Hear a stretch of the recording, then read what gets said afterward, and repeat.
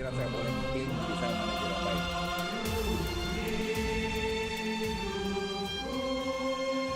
Bapak, Ibu, dan saudara-saudara sebangsa dan setanah air. Dunia saat ini tengah berperang melawan pandemi corona.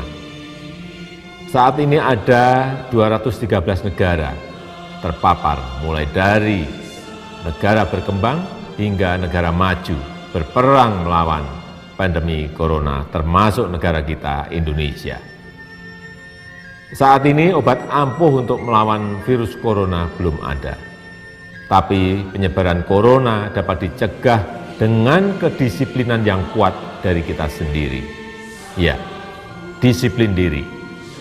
Mulai dari disiplin menggunakan masker, disiplin menjaga jarak, disiplin hindari kerumunan, dan ini harus dilakukan secara bersama-sama dan terus-menerus, tidak boleh terputus. Terkadang kita merasa tak ada jalan terbuka, tak ada lagi waktu, terlambat sudah.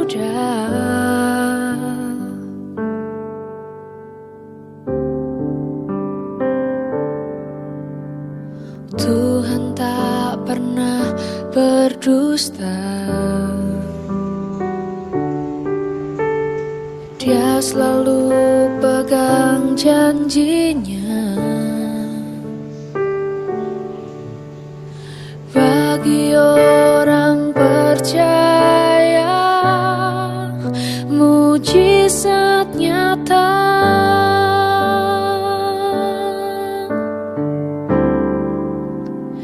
Dia mengerti, dia peduli persoalan yang sedang terjadi. Dia mengerti, dia peduli persoalan yang kita alami. Namun satu yang dia minta, agar kita percaya sampai mujizat menjadi nyata.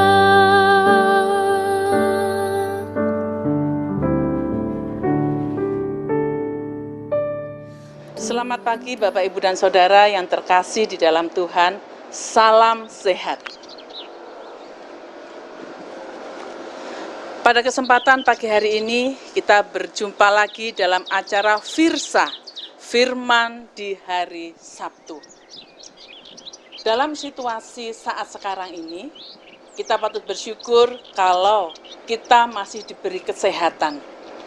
Itu merupakan suatu anugerah, suatu kemurahan yang Tuhan berikan dalam kehidupan kita, dan kita patut bersyukur atas kesempatan yang indah untuk kita boleh tetap merasakan berkat-berkat Tuhan yang melimpah dalam kehidupan kita dan juga keluarga kita masing-masing. Bapak, Ibu, dan Saudara yang terkasih di dalam Tuhan, kesempatan pagi hari ini kita juga patut bersyukur kalau kita masih diberi waktu untuk kita beribadah kepada Tuhan, kita diberi waktu untuk kita bisa memuji dan memuliakan nama Tuhan dalam ibadah pagi hari ini. Kiranya setiap firman Tuhan yang boleh kita dengar, setiap puji-pujian yang boleh kita sampaikan, menjadikan berkat bagi kehidupan kita. Mari kita akan mengikuti bersama-sama.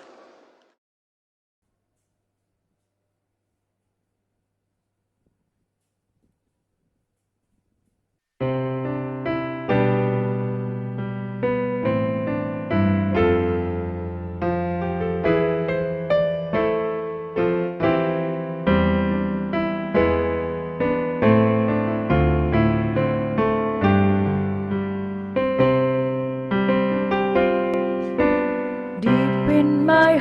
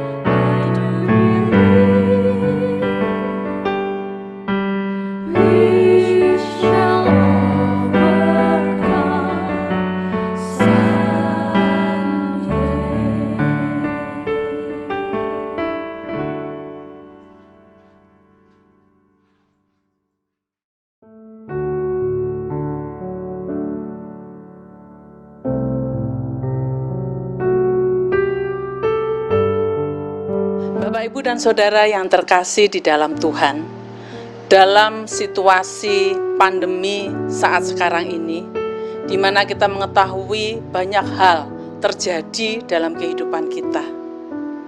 Ada ketakutan, ada kekhawatiran, banyak permasalahan-permasalahan yang dihadapi. Tentunya banyak tantangan-tantangan pula yang harus kita hadapi yang ada di depan kita. Bagaimana kita menyikapi setiap tantangan-tantangan yang ada? Bagaimana kita boleh bersikap atas setiap hal yang boleh terjadi dalam kehidupan kita? Hendaknya kita tetap kuat dalam menghadapi permasalahan, dalam menghadapi tantangan, dalam menghadapi situasi pandemi yang tidak menyenangkan bagi kita saat sekarang ini. Firman Tuhan pada kesempatan pagi hari ini akan disampaikan yang mengajak kepada kita semua untuk kita boleh kuat menghadapi tantangan dalam kehidupan kita. Pendeta Victor Embet akan menyampaikan dan firman Tuhan untuk kita semua, kiranya boleh menjadikan berkat bagi kita.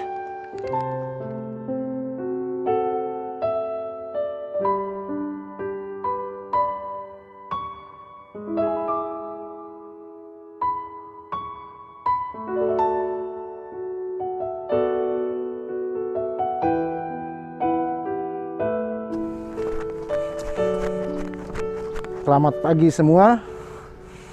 Olahraga adalah bagian dari upaya setiap orang pada saat-saat seperti ini agar bisa kuat menghadapi pandemi. Paling tidak dengan olahraga, saya bisa mengurangi risiko terkena komorbid. Saya juga bisa lebih bugar, dan kita semua dengan olahraga akan mampu untuk mengurangi risiko terdampak virus COVID. Hari-hari ini adalah hari-hari di mana semua orang berusaha mencari cara untuk lebih kuat menghadapi pandemi COVID ini. Menurut Pak Teni, seorang pengurus yayasan yang memiliki apotek, orang begitu luar biasa mencari berbagai vitamin dan obat-obatan pada saat ini. Dan bahkan 4 atau 5 hari terakhir ini, apotek sudah dipenuhi dengan berbagai orang yang melakukan rush yang luar biasa. Ini menunjukkan bahwa situasi di mana dalam 3-4 hari terakhir ini, ketika kasus aktif bertambah lebih dari 31.000 per hari, tertinggi dunia, orang semakin ingin kuat menghadapi pandemi. Berbagai cara dilakukan, dan oleh karena itu tidak salah, tetapi inilah olahraga salah satunya, mencari vitamin dan berbagai obat-obatan lain adalah berbagai upaya dilakukan untuk bisa menjadikan kuat menghadapi pandemi. Bagaimana dengan kita? Saya ingin mengambil bagian dari firman Tuhan dari Amsal 17 ayat 22, ayat yang sangat terkenal, di mana dikatakan adalah hati yang gembira adalah obat yang manjur. Bagian selanjutnya, tetapi semangat yang patah mengeringkan tulang. Ini ayat yang luar biasa, bermakna bagi semua orang tidak terkecuali, bahwa dengan hati yang gembira kita bisa kuat menghadapi pandemi. Ada 2 paling tidak aspek yang kita lihat. Yang pertama adalah kegembiraan hati adalah ketika kita meyakini ada Tuhan, ada Sang Pencipta, ada Allah yang terus-menerus memampukan kita untuk bisa bertahan dengan memberikan harapan. Seorang bapak gereja, Bapak Agustin, Santo Agustin tepatnya, di abad keempat kelima, mengatakan sebuah pernyataan yang luar biasa yang mengatakan, "Our heart is restless until it rests in thee." Artinya, kita tidak akan punya kegembiraan, kita akan kemerungsung, kita akan menjadi orang-orang yang tidak pernah tenang, sampai hati kita itu bertumpu kepada Allah. Kitab suci mengatakan banyak hal tentang penyertaan Allah. Para ahli mengatakan 7.000 sampai 8.000 janji Allah ada dalam kitab suci. Kita banyak mendengarnya, dan kalau kita mau melihat mulai dari zaman kejatuhan Adam, Allah sudah memberikan perjanjian kepada Nuh juga. Di Mazmur terlalu banyak, kalau bisa kita katakan Mazmur 122 ketika sang pemazmur mengatakan, aku melayangkan mataku ke gunung-gunung. Dari mana pertolonganku? Dari Allah. Dan ada juga di Habakuk. Bahkan yang paling saya suka dari kitab Ratapan. Ratapan 3 ayat 22 dan 23 yang mengatakan, kasih setia Tuhan selalu baru setiap pagi dan rahmatnya selalu bersama dengan kita. Bahkan dalam kitab Ratapan pun, kitab di mana menunjukkan kepedihan hati, kedukaan, ketidakmampuan sang nabi dan juga umat Allah menghadapi berbagai macam persoalan, masih keluar janji Allah yang luar biasa. Artinya dari sekitar 7.000 sampai 8.000 janji Allah itu menguatkan kita hari lepas hari. Di Mazmur 23 bahkan dikatakan, sekalipun aku berjalan di dalam lembah kekelaman, aku tidak takut bahaya. Engkau adalah gembalaku. Di perjanjian baru tidak kurang banyak, segala perkara dapat kutanggung di dalam Dia yang memberi kekuatan kepadaku. Filipi 4 ayat 13. Dan kemudian Yesus sendiri sebelum kembali ke surga mengatakan dalam Matius 28, aku akan menyertai kamu senantiasa sampai kepada kesudahan. Ini adalah sesuatu realitas di mana harapan kita hanya bisa kita tumpukan kepada Allah semata. Ketika yang lain tidak bisa memberikan harapan, mungkin pemerintah berusaha kita berterima kasih untuk semua dari nasional, provinsi sampai kepada kabupaten, kota, bahkan kecamatan. Tetapi harapan kita tidak semata bisa digantungkan kepada organisasi manusia belaka, tetapi kepada Allah, Tuhan pencipta yang menciptakan saudara dan saya. Dalam situasi apapun, ketika dalam kekhawatiran, keputusasaan, kedukaan, bahkan kehilangan rasa percaya diri, kita masih bisa lari kepada Tuhan. Ia selalu dekat. Janji Tuhan dalam Yohanes ketika ia memberikan janji tentang Roh Kudus, ia adalah penghibur. Parakletos artinya ia yang ada di samping kita. Parakletos adalah penghibur, comforter, dan juga penolong ketika kita dalam situasi yang tidak menyenangkan. Aspek pertama adalah harapan kepada Tuhan. Tetapi aspek yang kedua, acap kali atau bahkan lebih sering Allah tidak berkarya dalam suasana yang supranatural, di mana Allah langsung hadir kepada kita. Bisa dialami oleh berbagai orang, bisa juga dalam doa-doa kita mendengarkan suara Roh Kudus, tetapi manifestasi kehadiran Tuhan dalam kehidupan kita semua adalah ketika kita tahu, seperti dalam Roma 12 ayat 15 Paulus mengatakan, bersukacitalah dengan orang yang bersukacita dan menangislah bersama dengan orang yang menangis. Artinya sejarah panjang umat Allah adalah kehadiran orang di sisi setiap orang yang berduka, setiap orang yang khawatir, setiap orang yang tidak punya kemampuan apapun. Koinonia adalah konsep kitab suci dalam perjanjian baru di mana kita bersekutu, kita bisa saling berbagi karena kita manusia yang ringkih. Betul kita punya pengharapan kepada Allah, tapi Allah menghadirkan orang-orang di sekitar kita.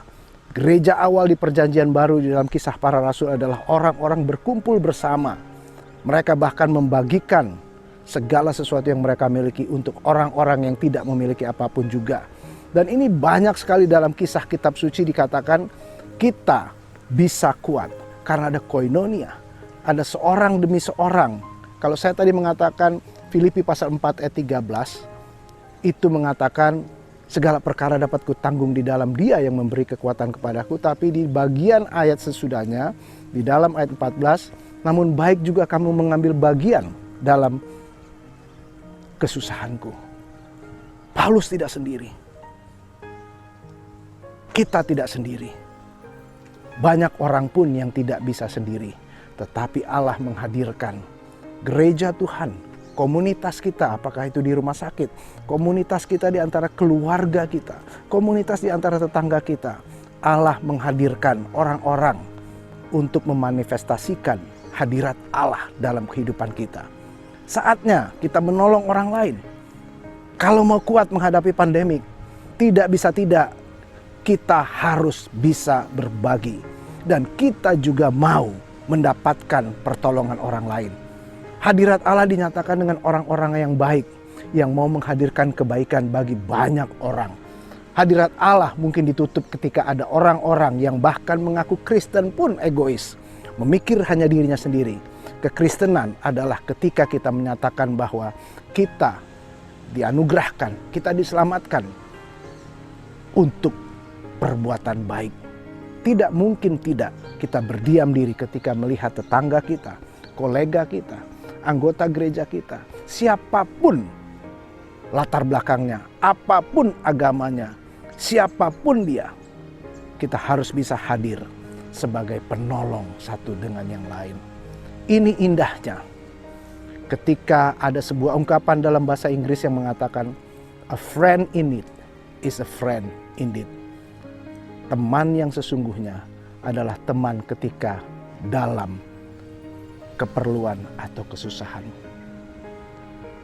Ketika dunia ini menghadapi pandemi yang kita tidak tahu kapan akan berhenti, dunia sedang diubah dari sebuah keegoisan manusia yang seringkali terungkap dalam sebuah ungkapan bahasa Inggris yang mengatakan, laugh and the world will laugh with you. Cry and you will cry alone.